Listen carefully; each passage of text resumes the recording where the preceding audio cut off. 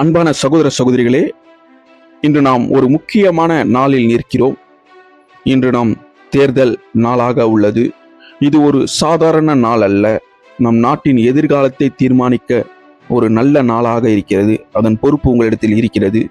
வேதாகமத்திலே நீதிமொழிகள் 29:2 இவ்விதமாய் சொல்கிறது: நீதிமான்கள் பெருகினால் ஜனங்கள் மகிழ்வார்கள், துன்மார்க்கன் ஆளும்பொழுது ஜனங்கள் தவிப்பார்கள் என்று. இந்த வசனம் நமக்கு ஒரு உண்மையை சொல்கிறது, உண்மையை நினைவூட்டுகிறது. நாம் தேர்ந்தெடுக்கும் தலைவர்கள் நேர்மையாகவும் நியாயத்துடன் இருக்க வேண்டும். அப்பொழுதுதான் சமூகம் அமைதியாகவும் மகிழ்ச்சியாகவும் இருக்கும். ஆனால் தவறானவர்களை தேர்ந்தெடுத்தால் அதன் விளைவுகளை மக்கள் அனுபவிக்க வேண்டியதாய் வரும். அதே போல யோவான் 7:24 சொல்கிறது: தோற்றத்தின்படி தீர்ப்பு செய்யாமல் நீதியின்படி தீர்ப்பு செய்யுங்கள். இது நமக்கு ஒரு முக்கிய அறிவுறுத்தலை காட்டுகிறது.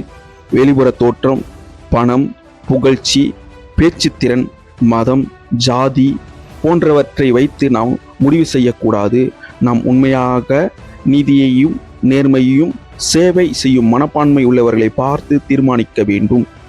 வாக்கு என்பது ஒரு உரிமை மட்டுமல்ல, அது நமக்கு ஒரு பொறுப்பாக உள்ளது. உண்மையையும் நீதியையும் முன்னிலைப்படுத்தி வாக்களிக்க வேண்டும்.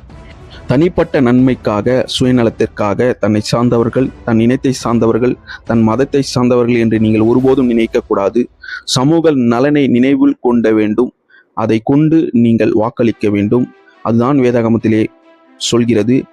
நல்ல தலைவர்களை தேர்ந்தெடுப்பது ஒரு ஆன்மீக பொறுப்பாக உள்ளது. நாம் இன்று எடுக்கும் முடிவு நாளை தலைமுறையின் வாழ்க்கையை பாதிக்கும். ஆகவே அறிவுடனே, ஜபத்துடனே, நீதியுடனே வாக்களியுங்கள். நீதியை தேர்ந்தெடுப்போம். நலமான சமுதாயத்தை உருவாக்குவோம்.